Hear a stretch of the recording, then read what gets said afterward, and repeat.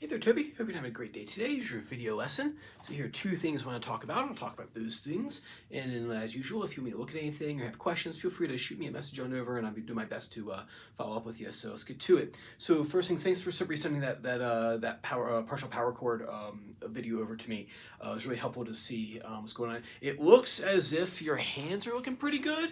When you're doing those, make sure you don't want to be out far like this. Bring that thumb back. Remember, we want a steep pyramid like this right here. We don't want to be out flat like this. If you're out flat like this, you see a lot of this, and the wrist is like shooting out super far, thumb is super low, right? What we want for these partial power chords, keep that thumb a little higher, and you're really tucked into the fretboard right here. So just look at my wrist. My wrist is fairly straight. I do have like a little bit of a bend in it, but it's nothing like this right here, right? So just practice bringing that hand up to the fretboard and getting that in position. Right, you don't want to be down here like this because otherwise switching chords will be more tricky than it needs to be. Like it needs to be harder. So keep that thumb a little higher. And then as far as playing the chords, be mindful of which strings are being strummed and which ones are not. Go back and look at that handout again from last week, and you'll see the little X's on the strings that you don't play on. So say, for example, the E5 is just the bottom three strings. So this is string 6, 5, and 4. You don't want to do this. I mean, it still sounds nice, but it's just not like a power chord at that point. Well, maybe that we can make an argument for that's a power chord, but like if I did this, that's not a power chord. Right, so like this, keep that thumb a little higher on the back of the neck, and then A5, same thing. We're just playing the strings 5, 4, and 3. And notice I'm not going through everything here. That's wasted motion. When I'm playing these kinds of power chords, look how far my pick goes. I'm just basically hitting the strings like this. It's not a strum in the sense that I'm strumming a G chord or a D chord, things like that. I am going. Think of your pick as bouncing off the strings.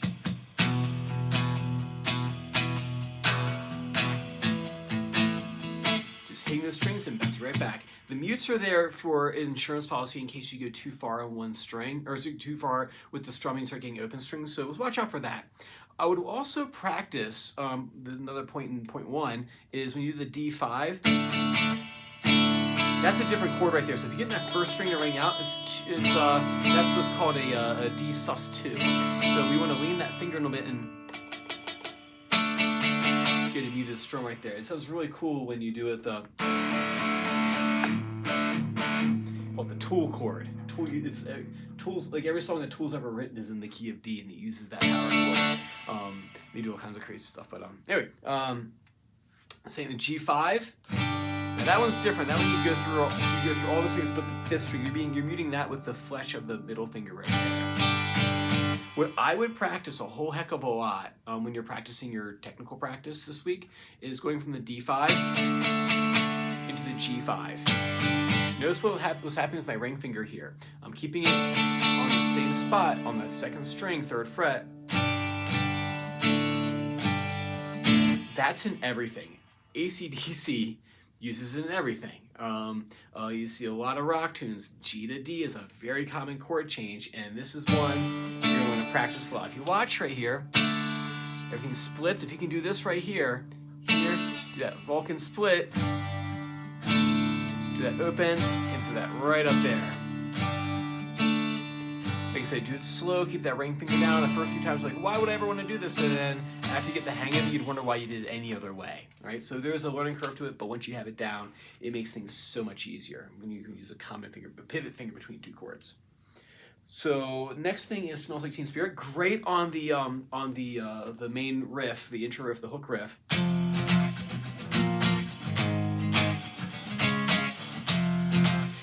I actually had this conversation with my teacher the other day. We're talking about this genre of music, or just like indie rock and like garage rock just in general.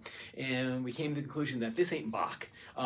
Some days he may have played it this way. On the recording he played it this. When he played whatever concert, he played it in another way. It's as long as you have this.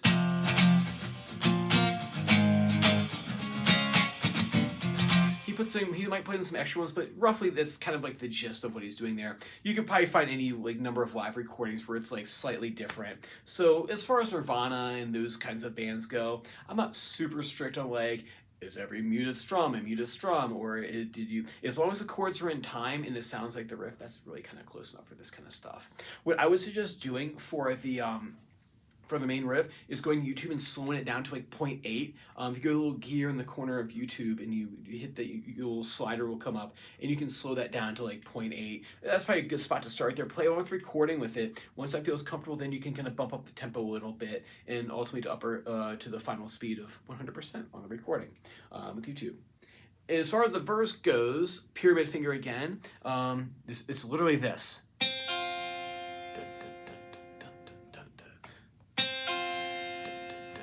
Notice I'm still pointing back at myself. I'm not dropped down like this with my thumb. See this? I don't have a huge space in there.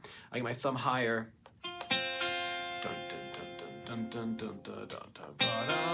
And the effect that he's using, we could talk all day about the different pedals that Kurt Cobain uses on the various recordings. If you want kind of a general setup, small stone chorus pedal would be what he was using. Since obviously he used it, those prices are higher than if you get a generic chorus pedal.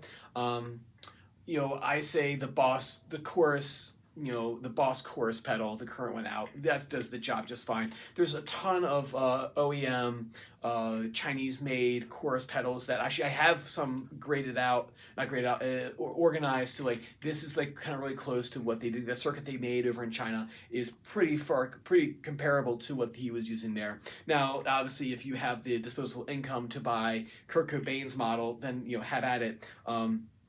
I usually buy like clone pedals from American manufacturers because they'll take the time to spend a little bit more money on the parts. Versus over there, they might go, well, we got it pretty close. Let's just kind of call it a day on that. And the people buying these pedals are not really looking for the exact sound. They just want to get kind of close. So I can shoot those over to you if you're curious. Let me know, and I'll send over some of the cheaper OEM Chinese-made pedals. They roughly range. Just last time I checked, like, $40, $30-$40 to, maybe $70-$80. Once you start talking Boss, you start talking, maybe over the $100 mark, $120. And then you get into boutique stuff like Strymon and like Imaris and things like that, where they're super programmable. So if you have a lot of free time to program pedals, then you can get those. So like I said, those price tags are a bit higher than the cheaper little knockoff pedals that are made of plastic chassis. And with his distortion pedal, like we said, we talk more. He's using a Rat. I think he used a Rat, Proco Rat for a while. And I think just like your standard, just like middle of the road Nirvana distortion sound, the Boss DS1, man, they made so many of those pedals. They still make them. It's kind of like them to get you hooked on the brand. So they'll make that one. So the idea is that you would be a teenager or whatever. You get yourself an electric guitar. The first pedal you ever get is a distortion pedal, and you go to the guitar shop and they're selling them for like $50-$60 brand new. And on Reverb you can get them as cheap as $40 I've seen. And it's like they're not making any money off of it necessarily, but they're trying to get you in the brand. So the Boss DS1 would be Distortion 1 is what I would go for. And then just lastly, the riff after so that the chorus kicks in, he has that, and after that he has the. So this week, go over those chord changes, and you have the first thing is an F5 power chord. Notice what I did there. I went to that partial bar. I'm not going through all the 6 strings right there. It's just a power chord. So I would isolate that change using my first finger right there, and I would just separate those things. So bump, bump, bump, and then once you got that down, second half of the riff. 6 to 4, so same thing as before. 3, so 1, 0, 1, 6, 4. Just practice getting up and down those chords. I would practice literally just doing this until I got that comfortable. And I was nailing the change. Use your eyes on positional shifts interpositional shifts. We're shifting here to a different position in the guitar. Your eyes guide the way. So I'll play this chord here. My eyes are on the 6th fret, and then my eye is now on the 4th fret. So I'm always looking where I'm going to be, kind of like you're driving a car. You're always looking to where you're going to be, and that just is across all styles of guitar. And then just lastly, we'll talk more about next time, is if you're curious, I can teach you how to write like Kurt Cobain and Alice in Chains and in Soundgarden. There's a formula to it. And actually, the key to the formula is actually the thing behind you on your windowsill. I saw you had the little circle of fifths there, and that is actually the key, not in the way you think, because these guys don't play all in one key. They didn't go to school for music. They're kind of jumping around between things, and I can show you how to do that next time by using the circle of fifths as a way to kind of write your own grunge riff if you so choose to. Awesome, man. Like I said, if you have any questions, shoot them on over to me. If not, I will see you next Wednesday. Bye.